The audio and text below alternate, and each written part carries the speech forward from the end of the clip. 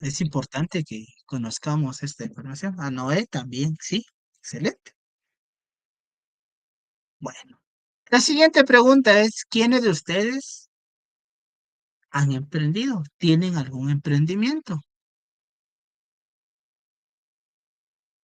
También, yo no tengo emprendimiento, sí tengo emprendimiento, ahí en el chat. Muy bien. Almisa, yo creo que es presentaciones. Tengo esa duda. ¿Ese tipo de presentaciones es como maestro de ceremonia o de qué se trata? Si nos pudiera contar. ¿O es una oficina? Pues este es un poquito despacio. Si nos quisiera contar allí los de Almisa representaciones, porque creo que ese es el emprendimiento de,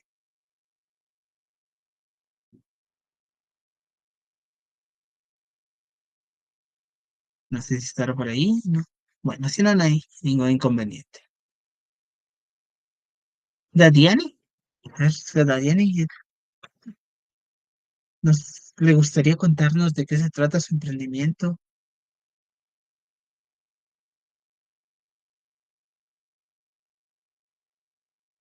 Ah, Almisa representaciones es venta de algunos suministros médicos. Excelente, excelente. Si alguien más quisiera contar de qué se trata de su emprendimiento, pues enhorabuena, ahí lo vamos a estar leyendo en el chat. Bueno, vamos a compartir un poquito de la siguiente presentación para que podamos ir eh, armonizando esta última clase. Y dice que, ¿qué es el emprendimiento? Es una manera de pensar y actuar orientada hacia la creación de riqueza para aprovechar las oportunidades presentes en el entorno o para satisfacer las necesidades de ingresos personales, generando valor a la economía y a la sociedad. Muy bien. Cuando estuvimos en época de pandemia, ¿quién nos recuerda cuando estuvimos encerraditos? Personalmente fue una de las experiencias gratas, pero a la vez algo agotadoras. Como docente, me tocaba trabajar en el establecimiento educativo donde estaba, actualmente ya no laboro allí, desde 7:30 de la mañana para las 2 de la tarde. El horario normal del centro educativo era de ingreso 7 de la mañana y el egreso 2:30 de la tarde, o sea, nos redujeron una hora, pero durante todo ese tiempo dábamos clases. Después me tocaba dar reforzamiento a algunos estudiantes. Y a eso de las 6 de la tarde me tocaba conectarme a clases. O sea, prácticamente estar todo el día frente a la computadora era agotador. Pero ¿por qué hago esta alusión? Pues en época de pandemia Guatemala fue uno de los países que su economía, si bien se vio afectada, también se vio beneficiada por el emprendimiento de muchas personas. Muchos emprendimientos empezaron en época de pandemia. Y por eso aquí hace alusión a que un emprendimiento dice que es la creación de riqueza para aprovechar las oportunidades presentes. Muchas personas aprovecharon esas oportunidades. Lastimosamente tuvieron que ser dados de baja en muchas empresas, pero como siempre el guatemalteco tiene ese espíritu luchador y eso los motivó a generar diferentes emprendimientos. Dadas las necesidades personales y a su vez también generando valor a la economía y a la sociedad, porque al final eso hace un emprendimiento. Yo puedo obtener un beneficio, pero a la vez también la, le estoy dando valor a mis productos porque las personas de la sociedad los consumen. ¿Quiénes podrían ser personas emprendedoras? Jóvenes con deseo real de realizar su propia idea de negocio, personas capaces de luchar por conseguir lo que se proponen, hombres y mujeres no conformistas que siempre deseen ir más allá. Miren qué excelente esta palabra, estas palabras, no conformistas, que siempre deseen ir más allá. Voy a darle lectura aquí al comentario en lo que dice acá. Es sobre artículos de segunda mano, estilo pacas de Misael. Excelente. Felicidades, Tatiana. En pandemia, dice, surgieron muchos emprendimientos, los delivery tuvieron auges, el Chapín siempre es emprendedor. Totalmente, muy de acuerdo. ¿Quién es un emprendedor? Miren acá. La pregunta anterior era, ¿quiénes pueden ser personas emprendedoras? Y la siguiente es, ¿quién es un emprendedor? Y el emprendedor es una persona que tiene habilidades y capacidades para descubrir oportunidades de negocios y las desarrolla estas actividades necesarias para ponerlas en funcionamiento. Veo otro comentario ahí. Fernolasco, emprendimiento de miel, plásticos, medicina. Excelente, felicidades. Y miren acá, el emprendedor es esa persona que tiene las habilidades y las capacidades. Yo siempre le he creído, todos somos capaces. Que muchas veces nos gana el miedo, nos gana el ¿qué dirán? Pero todos somos capaces. ¿Qué caracteriza a un buen emprendedor? Su creatividad, su capacidad de dirigir y motivar personas, su capacidad de trabajo, su resistencia a la frustración, la capacidad de adaptación al cambio. Y en fin, estos son algunos. Me encanta esto donde dice resistencia a la frustración. Y es que los que son emprendedores no me dejarán mentir. En algún momento uno dice, si no hay clientes, ¿qué voy a hacer? Estoy invirtiendo, no veo ganancias. Y esto tiene que ver mucho con la resiliencia.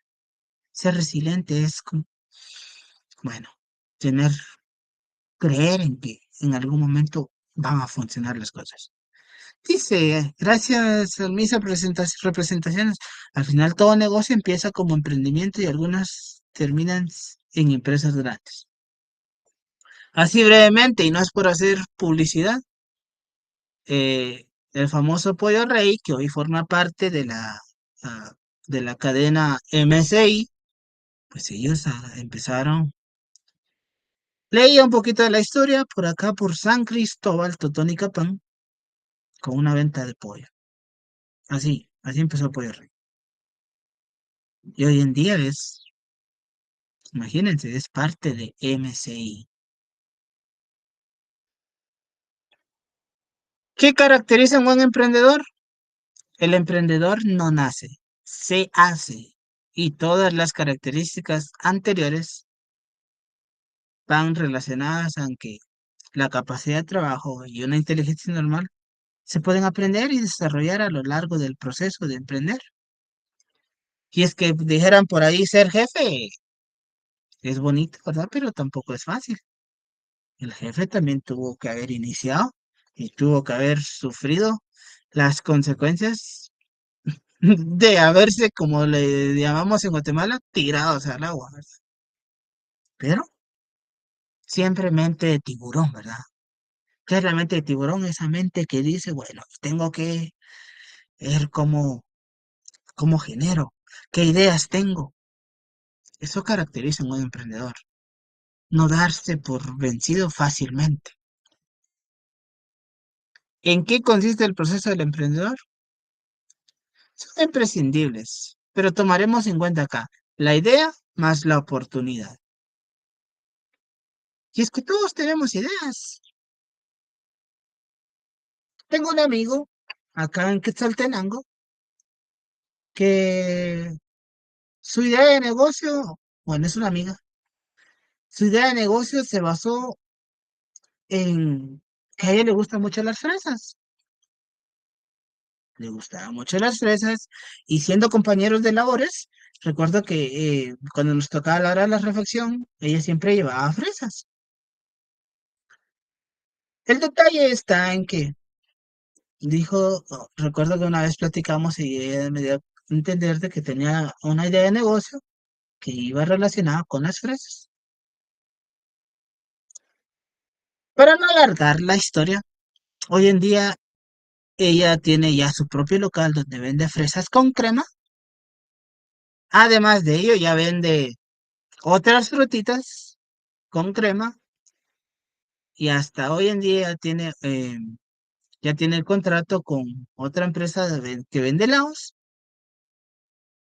y ella empezó con su idea de que le gustaban las fresas y que quería compartir eso con más personas de que las fresas eran muy ricas.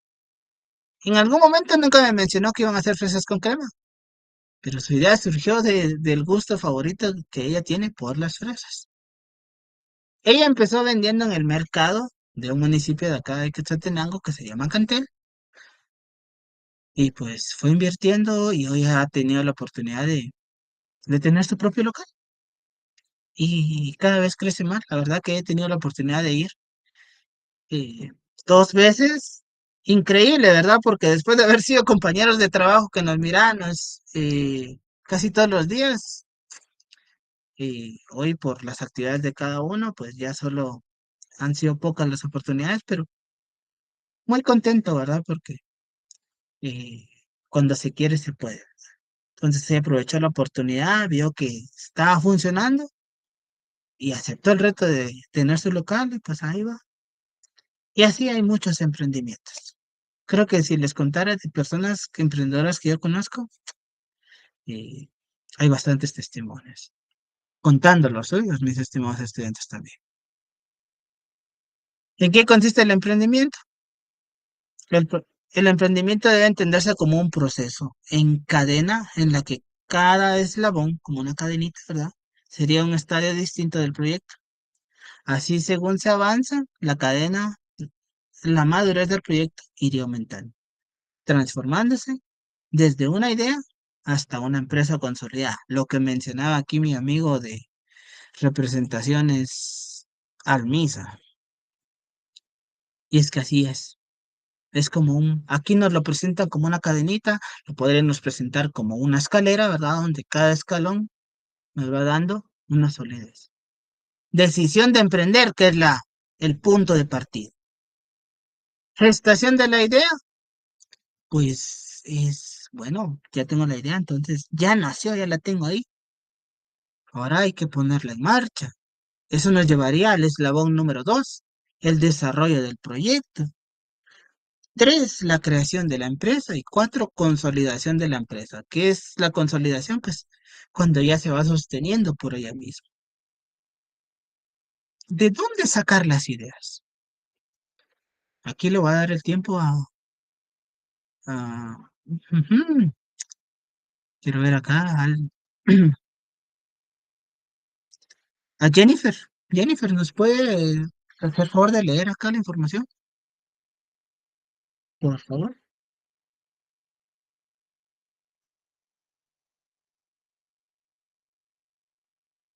¿No está Jennifer? Buenas noches, licenciado. Eh, Gracias, Jennifer. ¿De dónde sacar las ideas? A veces las ideas surgen por inspiración. En todo caso, la inspiración puede ser el inicio. Luego habrá que trabajar mucho y reflexionar para transformar la idea en oportunidad. La primera condición que tiene que tener es ser adecuadas a la personalidad, las características, las habilidades, los gustos, los conocimientos y las aficiones del emprendedor. Muy bien, muchas gracias. Aquí vamos a tomar su nombre. Era Jennifer Donis, ¿verdad? Así es. Gracias, Jennifer. Y leía otro comentario acá. Vamos a compartir. Dice, al final todo negocio, al misa, las fresas con crema se volvieron hace un par de años virales. Las redes sociales como TikTok ayudaron. Buenos emprendimientos. Totalmente. Crecimientos orgánicos. Así es, la verdad es que así es la situación. Y miren, todos somos muy inteligentes con muchas ideas. Creo bastante que dice que fuimos creados a imagen y semejanza de Dios, ¿verdad? Y Dios es cuando vemos toda su creación es como, wow, qué lindo. Y si fuimos hechos a imagen de Él, pues también tenemos esa capacidad de tener muchas ideas. Las oportunidades de negocios pueden salir del estudio de las ideas que nos hayan llegado por inspiración. Lo mencionábamos, por ejemplo, con las ventas de fresas con cremas. Está bien, hay muchas ventas de fresas con crema hoy en día.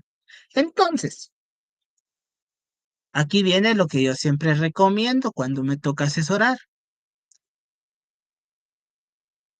Si yo sé que hay más negocios de ventas de fresas con crema y yo quiero hacer uno, está bien, pero yo tengo que tomar acá un punto importante. ¿Qué va a diferenciar mi negocio de los demás? Tengo que analizar acá donde dice las oportunidades de negocio para qué tipo de clientes voy a hacer llamativo mi idea de negocio. ¿Qué punto de la ciudad va a ser de ayuda para que mi negocio sea reconocible, o por lo menos pueda dar, las personas puedan verlo, que llame la atención? O sea, como les digo, todas las ideas son buenas, pero tenemos que tomar en cuenta aquí ya las oportunidades de negocios. Adelante, admisas representaciones. Sí, buenas noches, Lick. Pues yo pienso que cuando uno tiene un negocio y hay varios que se parecen o hacen lo mismo que uno, tiene para que uno tenga una diferencia y sea mejor, tiene que agregarle uno valga la redundancia, un valor agregado, ¿va? Exactamente, exactamente. Sí, miren, yo les voy a poner acá el ejemplo con la profesión. El, la semana, hace como 20 días, en el CUNOC, acá de la Universidad de San Carlos, se graduaron 146 nuevos profesionales de las ciencias económicas, en su mayoría CPAs. Entonces venía la pregunta ahí con los demás colegas, ala, ya se va a sumar más competencia. Entonces yo siempre he tenido ese pensamiento y le digo, mire, una les digo yo, como profesionales, pues todos al final buscamos seguir prosperando, seguir teniendo oportunidades. En Guatemala, yo siempre lo he creído, en Guatemala existen oportunidades, solo que las tenemos que buscar. No es que esté en contra de los migrantes, porque no, ellos son de mucha ayuda, pero personalmente hay veces que pienso, muchos de ellos hacen préstamos grandes, económicos, que si la idea fuera distinta, ellos pudieran, pues en algún momento, crear algún negocio, ¿verdad? Claro, hay muchos factores, pero es una idea muy propia que tengo yo, en el hecho de decir que en Guatemala hay oportunidades, solo que hay que buscarlas. Y eso muchas veces nos debilita, ¿verdad? En el estar viendo que cuesta, pero sin embargo es posible. Pero volviendo al ejemplo que les decía, como CPAs, pues la carrera tiene un enfoque en que uno puede tomar diferentes caminos. Ser un consultor financiero, ser auditor, ser contador, ser un gerente. La carrera abarca muchos puntos. Pero entonces, si yo digo, bueno, si yo voy a ser auditor, yo tengo que caracterizarme o tengo que tener algo diferente a los demás auditores. Algo que me haga diferente y por lo cual las empresas o las personas me sigan eligiendo. Y es lo mismo con un emprendimiento.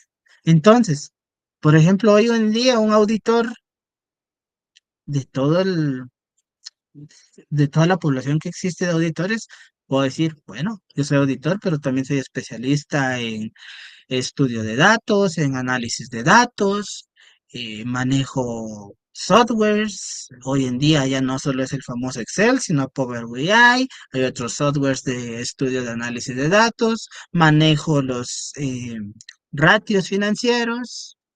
Entonces todo eso me va distinguiendo a mí. Y así es en un emprendimiento. Tengo que hacer que mi emprendimiento tenga algo distinto a los demás. porque eso va a generar que los clientes vean algo diferente en mí. Dos tipos de emprendimientos, el emprendimiento por necesidad y el emprendimiento por oportunidad. El emprendimiento por necesidad lo podemos tomar como ejemplo lo que pasó en la pandemia.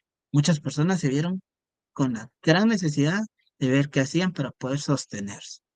Y el emprendimiento por oportunidad, personalmente podría catalogar que mi emprendimiento, que es la oficina de consultoría tributaria que Dios nos permitió abrir con otros colegas este año, eh, es un emprendimiento por oportunidad porque seguimos laborando, pero a la vez dimos ese paso también de poder empezar algo propio. Entonces, les comparto estas experiencias, lo que estamos viendo, no solo desde el punto de vista teórico, sino también personal, en base a la experiencia hoy en día. Y acá miremos los de por necesidad, que se pueden clasificar por subsistencia o tradicional, que por subsistencia era lo que hablábamos en pandemia, lo que sucedió muchas veces, y en tradicional, que dice acá, acciones empresariales dirigidas a la generación de ingresos que cuentan con una estructura organizacional y que utilizan el conocimiento técnico para la generación de excedentes que permiten la acumulación. Por ejemplo, acá, eh, el tradicional es las famosas ventas, sí, las ventas en los mercados, ¿verdad? Que no son productos diferentes, sino es como, bueno, hay una venta de atol, pero yo también tengo necesidad y deseo tener y poner una mi venta de atol, entonces al final es un emprendimiento, pero tradicional porque no sale de algo fuera de lo común. Y por oportunidad, dinámico o de alto impacto. Aquí vienen esos donde vienen esas ideas transformadoras. Tengo una conocida ya en Ciudad Capital que ella empezó en pandemia también su emprendimiento como auditora y hoy en día su empresa eh, fue seleccionada para dentro de las mejores empresas en Centroamérica. O sea, imagínense ese impacto que ella ha llegado a causar con sus servicios en su empresa. Dinámico, ¿verdad? Porque es algo diferente. Se está ofreciéndole algo diferente al público. Y así tenemos los tipos de emprendedores. El visionario es muy versátil. Permítame acá, alguien más está queriendo ingresar. Gracias a mis representaciones ahí por estar. Es versátil, arriesgado y atrevido. Aquí es, bueno, démosle, tirémonos al agua. De salir tiene que salir. Pero aquí miren, dice, atiende con cuidados y su intuición para los negocios. ¿Qué quiere decir esto? Que no solo es tengo la idea y démosle, no, sino que también le veo un futuro al emprendimiento. Por necesidad, que es el emprendedor que ante una urgencia, pues, o por no tener empleo, tiene que ver qué hace, ¿no? Así como surgieron muchos emprendimientos. Inversionista. Este es el tipo de emprendedor que cuenta con un capital previo y analiza muy bien una alternativa de negocio antes de arriesgar peligrosamente sus finanzas. Hoy en día, las famosas sociedades anónimas, cuando éstas ya se establecen, permiten la oportunidad a más personas a que sigan invirtiendo. Pero el inversionista tiene que analizar. Ah, yo veo que si puedo obtener ganancias, entonces con gusto invierto mi dinero.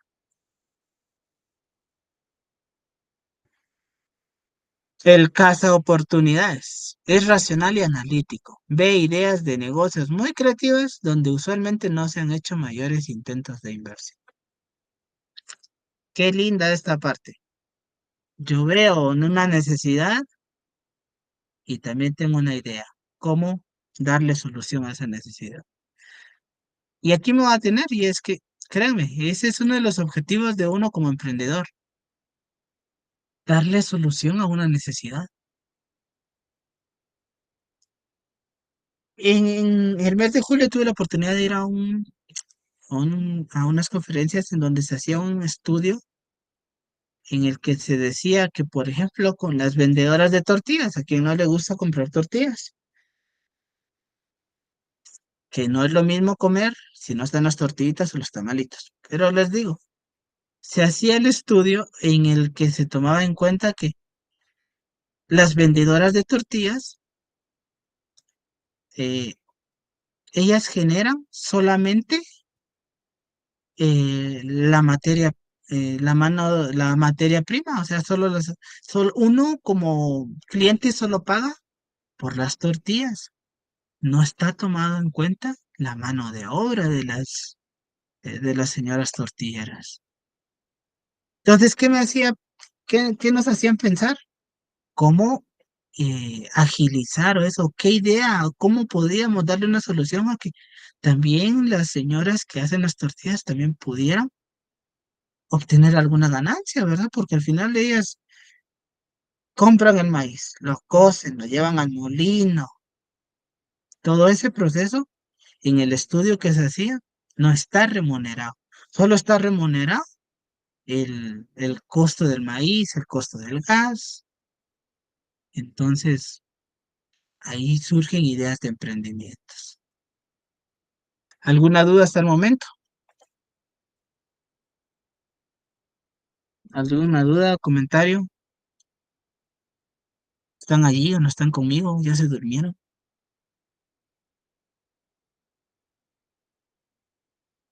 Vamos bien, vamos bien. Bueno, ahí nos vamos a detener un poquito ahorita con lo del emprendimiento y nos vamos un poco a la parte fiscal.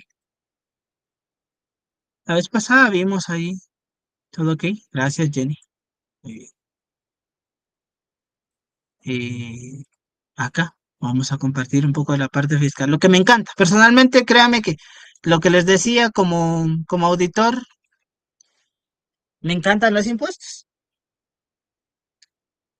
Y no porque que las personas paguen, no, sino que ser muy conscientes. Y mi función como auditor, como consultor tributario hoy en día es asesorar a las personas en que, una, pagar impuestos no es malo, es parte de nuestras responsabilidades como ciudadanos.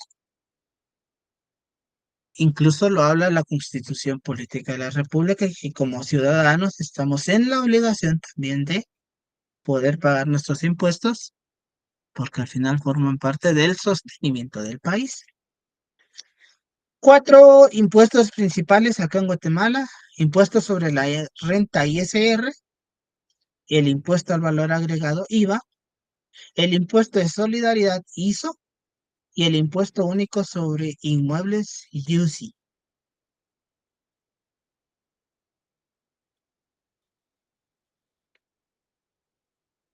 Eh, Sí, a quienes ingatan los impuestos son los gobiernos, sí. Yo lo digo en el sentido que me gusta asesorar y que el cumplimiento fiscal de las empresas y de las personas sea el correcto. En otras palabras, que la entidad conocida como Superintendencia de Administración Tributaria, pues sea justa en el cobro de los impuestos. Que no sea ni más ni menos. Aunque como emprendedores, mejor si es menos, ¿verdad?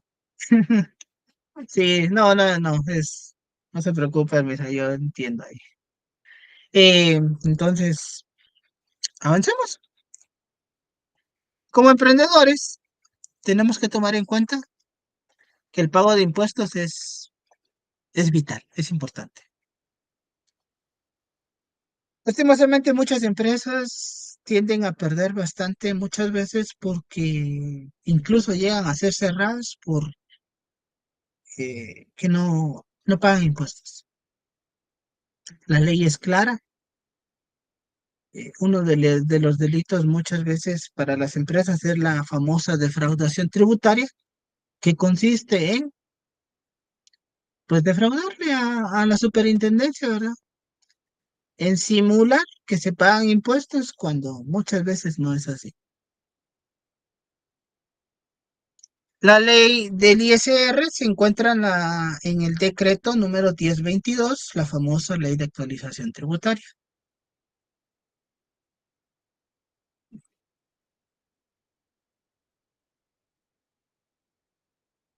Vamos a resumir acá. ¿Qué es el impuesto sobre la renta? Dice, se calcula sobre los ingresos de las personas, sean estas individuales, jurídicas o entre patrimonios nacionales o extranjeros. El impuesto se genera cada vez que se producen rentas grabadas y se determina de conformidad con lo que establece la ley. Sencillo, toda persona, media vez esté en territorio guatemalteco, debe de cumplir con el pago de sus impuestos. Y uno de estos es el ISR. Se calcula sobre los ingresos de las personas, sean estas individuales o jurídicas. Y es lo que les preguntaba al inicio. Yo personalmente me encuentro en planilla, pero dice que cuando el sueldo hoy en día supera los 4,000 quetzales, debemos de pagar ISR. No es tan bonita esa parte, ¿verdad? Porque cuando uno mira ahí, eh, cuando le dicen, ¿verdad? Que ya ha sido depositado y viene deducciones, viene la deducción del ISR. Pero lo dice la ley y ante la ley, pues tenemos que cumplir. El ISR se divide en dos tipos. La primera es renta de actividades lucrativas. Acá nos vamos a referir a los ingresos y ganancias de las empresas mercantiles que obtengan en el desarrollo de sus actividades, exceptuando las rentas de capital. Ahorita vamos a ver las rentas de capital. Muy bien, si mi empresa se dedica a la confección y a la realización de prendas de vestir, es seguro que yo voy a tener que pagar ISR, pero voy a estar específicamente en rentas de actividades lucrativas, porque al final, pues debido a mis actividades, es por ello que yo voy a tener este régimen. Las rentas del trabajo, dice toda retribución o ingreso en dinero que sea su denominación o naturaleza que provenga del trabajo personal prestado en relación de dependencia. ¿Qué quiere decir esto? Pues cuando yo le trabajo a una empresa y mi sueldo es mayor de ya de 4,000 quetzales, pues esta es una renta del trabajo, del cual, del dinero que yo estoy devengando, de mi salario, me van a hacer una deducción. Una deducción es como me quitan esa parte de ISR, que forma parte de mi impuesto que yo pago, como persona que le trabaja a una empresa. Las rentas de capital es el ingreso que percibe cualquier persona por la tenencia de un capital o por el arrendamiento de sus activos. En palabras sencillas, yo le estoy rentando un local a una, no voy a hacer propaganda, pero por ejemplo, le rento, yo tengo mis locales y le rento a Pollo Granjero. Mi local, yo voy a tener que pagar de lo que me pague por ese arrendamiento. Por ejemplo, me pagan 10,000 quetzales, yo voy a tener que pagar un 10% de impuesto por haber alquilado ese local. ¿Qué serían 1,000 quetzales? Y a esto le llamamos rentas de capital. Vienen acá las rentas de actividades lucrativas. Esto se encuentra en el artículo 36 de la actualización tributaria y este dice que la tarifa o porcentaje que se paga de impuestos sobre la renta son los famosos pagos trimestrales. Lo mismo acá.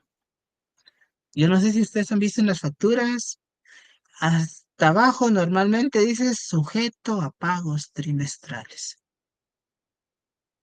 Y a esto se refiere el impuesto sobre las rentas de actividades lucrativas, ¿verdad? Donde yo también estoy lucrando, donde yo obtengo beneficio al momento de vender algún producto.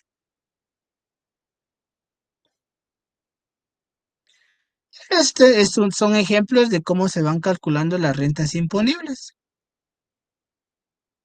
el, el cálculo de renta imponible, el cálculo del impuesto sobre la renta, el cálculo de la reserva legal, que esto está establecido en el artículo 36 del Código de Comercio. Ahora pregunto, ¿alguien ha escuchado el término reserva legal? Y si sí, ¿qué han escuchado que es?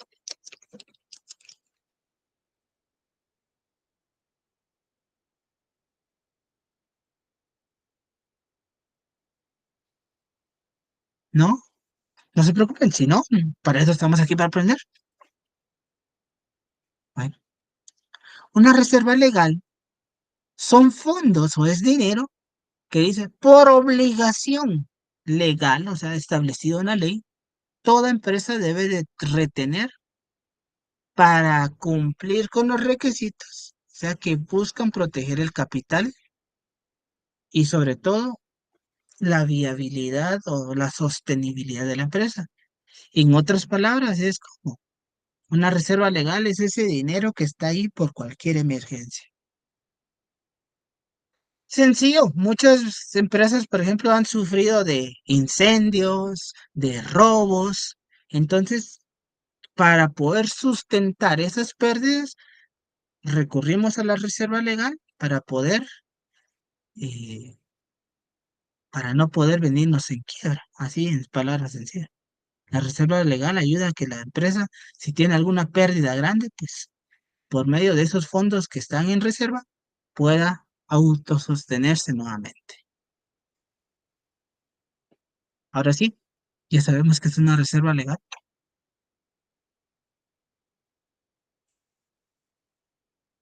Muy bien. Entonces, como emprendedores, conforme va creciendo nuestra empresa, tenemos que tomar en cuenta todo esto. ¿Cuánto va a ser de reserva legal? Y luego viene la parte donde dice el cálculo de la ganancia después del impuesto y de reserva. Lo que hablábamos en la vez pasada, yo tengo que pagar los impuestos. Y en este caso, ya que estamos viendo la parte fiscal, pagar lo de la reserva y sobre eso ya yo puedo ver cuánto me va a quedar de ganancia. Media vez ya pagué el impuesto y media vez aparté lo de la reserva legal.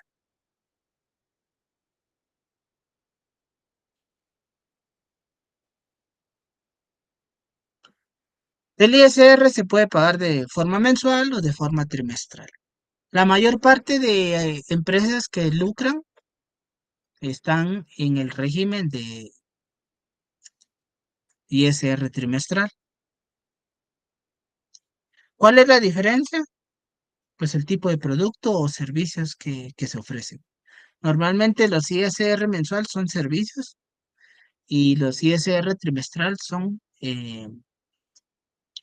por lucro.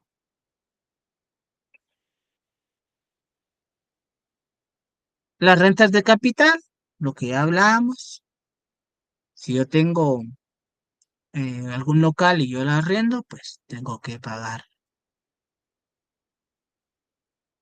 Miren acá, calcular el ISR de la capital de la fábrica de la productora derivada de su total de ventas.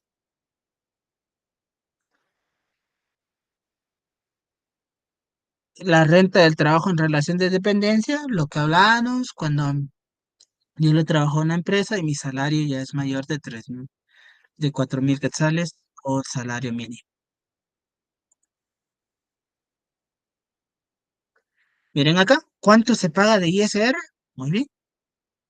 Si mis ingresos están de un quetzal a 300.000, eh, yo tengo que pagar un 5% de... Y si hay un excedente, o sea, ya de 300.000 uno en adelante, yo tengo que pagar del excedente, o sea, de lo que hay de más, un 7%. Por ejemplo, acá, en este es un cálculo de la renta imponible o una deducción personal. Yo en la oficina gano 8.200. Trabajo 12 meses. Eso me da un total de 98.400. Más mi bonificación de 250, que también lo debo de sumar, son 3,000 quetzales. Quiere decir que al año yo devengo o tengo un salario total de 101,400 quetzales. Entonces aquí vienen las deducciones según la ley. Por gastos personales, 48,000 quetzales. Más los que me descuentan de X al año, que son 4,752,72. Y esto hace una suma de mis gastos, los 48,000 más lo de X, de 52,752. Entonces acá, solo de renta imponible, o sea, lo que de las deducciones son 48,647. Esto lo multiplico por un 5% y me da un total de 2,432,36. Eso es lo que yo tendría que pagar de ISR anual. Esto lo divido entre 12 y eso quiere decir que de los 8,200 yo tengo que pagar de ISR 209,69 centavos. Eso es lo que me descontarían cada mes de ISR.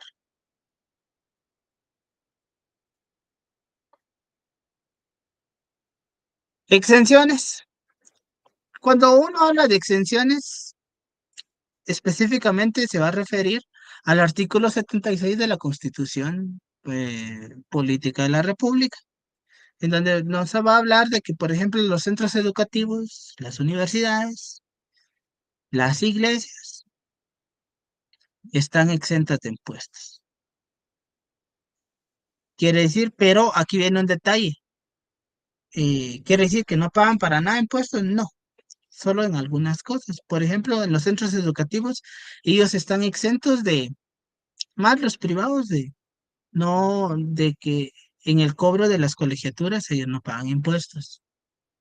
Eh, pero, por ejemplo, si ellos tienen alguna tiendecita o alguna librería, que es lo común en los centros educativos, por estos productos que venden de la librería sí tendrían que pagar impuestos, especialmente IVA. Entonces acá, por ejemplo, mira, hay rentas exentas, por ejemplo, las indemnizaciones o pensiones percibidas por causa de muerte. Eh, Todo esto está en la ley. Por ejemplo, acá ya las personas que están jubiladas del IX, por ese sueldo que ellos perciben, ya no, ya no tienen que, ya no tienen que hacer deducción de ISE. Me voy a basar un poquito, por factor tiempo, al, permítanme acá, al IVA. Porque normalmente como emprendedores este es el impuesto que vamos a tener que pagar de cajón o de entrada. De por sí vamos a tener que hacerlo. Entonces, el IVA es un impuesto indirecto que recae sobre el consumo, es decir, pagado por el consumidor final. Yo como emprendedor, si estoy vendiendo suéteres, por ese suéter yo voy a tener que pagar IVA. No, yo no voy a pagar el IVA, yo voy a retener lo que el cliente va a pagar al momento de adquirir un suéter. Compra o venta de bienes, venta o permuta de bienes, en importaciones, en arrendamiento de bienes muebles o inmuebles, la venta de permuta de bienes inmuebles, entre otros. Esto de acuerdo a lo que dice la ley, artículo 3 de la ley del IVA. O sea, miren, especialmente en la compra y venta siempre vamos a tener que pagar IVA. La tarifa del impuesto. Aquí nuestro amigo de Armisa Producciones nos decía que él se encuentra en el régimen general. Hoy en día existen dos tipos de contribuyentes, el contribuyente general y el famoso pequeño contribuyente. Anteriormente, antes de abril del año 2025, el pequeño contribuyente se caracterizaba por ser aquel que no percibía más de 150.000 quetzales al año, pero esto cambió con, con la nueva ley que entró en vigencia en abril del 2025.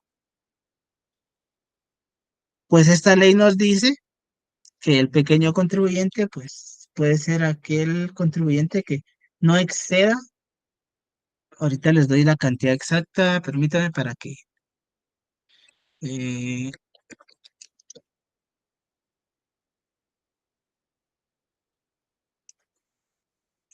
acá, según el decreto 31/2024, pues hoy en día todo aquel pequeño contribuyente que no supere los 125 salarios mínimos mensuales, pues es considerado como pequeño contribuyente y solo debe de pagar 5%.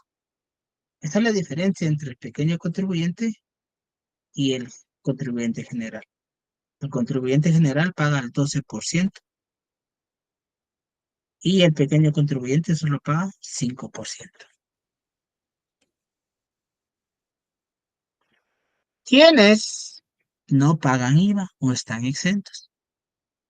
Los importadores temporales, las exportaciones de bienes o servicios, aportes a sociedades civiles y mercantiles, las herencias, los legados, las condonaciones, las fusiones de sociedades, las universidades, centros educativos, el IX, ellos no pagan IVA, los organismos internacionales, según algunos convenios que tengan con Guatemala, la venta al menudeo en los mercados cantonales cuyas ventas no excedan de 100 quetzales por cada transacción. O sea, cuando yo voy al mercado y no gasto más de 100 quetzales, no pago IVA.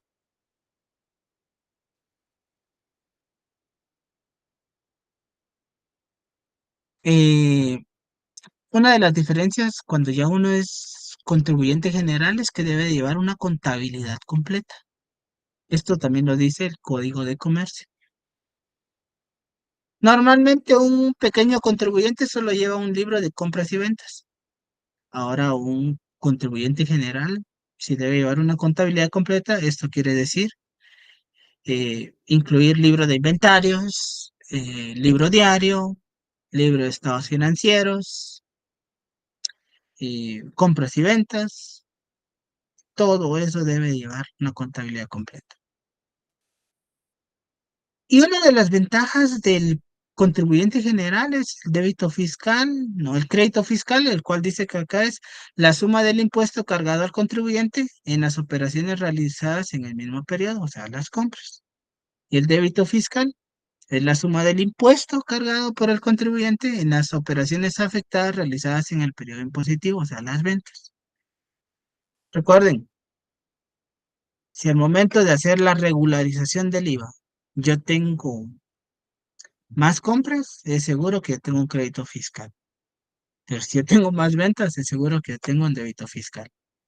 Yo tengo que ver cuál es mayor para ver si tengo alguna ganancia. Por lo regular, cuando yo tengo más compras, estoy seguro de que voy a tener un beneficio de crédito fiscal.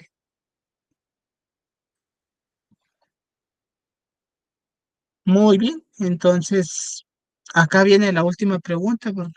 ¿A dónde va el IVA que pagamos? Los recursos que el Estado recauda producto del IVA tienen diferentes destinos. Así que del 12% de la tarifa del impuesto, 3.5% se asigna al financiamiento de la paz y desarrollo, específicamente a los programas y proyectos de educación, salud e infraestructura, servicios de agua potable, electricidad, drenajes, desechos. Y aquí vemos, este es un pequeño desglose de cómo se divide el IVA que pagamos.